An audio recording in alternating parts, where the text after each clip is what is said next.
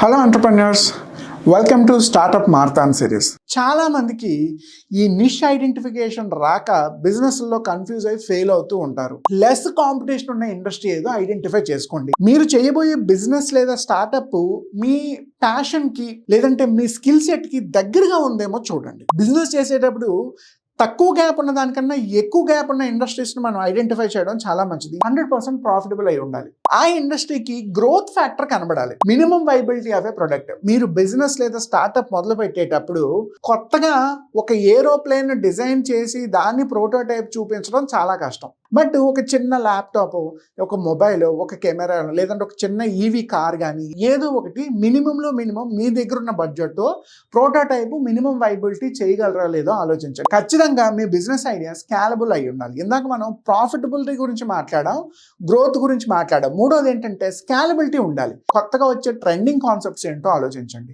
Go with the subscription model. Any బిజినెస్ని subscription మోడల్లోకి తీసుకురండి.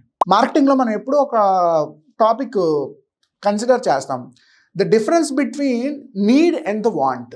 ఎప్పుడైతే మీరు బిజినెస్లో ఈ నీడ్కి వాంట్కి మేజర్ డిఫరెన్షియేషన్ చేయగలుగుతారో, అటువంటి ఇండస్ట్రీని ఐడెంటిఫై చేస్తారో, అక్కడ కూడా బిజినెస్ అనేది ఈజీగా క్లిక్ అవుతుంది. స్టార్టప్లో నిష్ ఐడెంటిఫై చేసుకోవడానికి ఎక్కువ ఆప్షన్స్ కనిపిస్తాయి.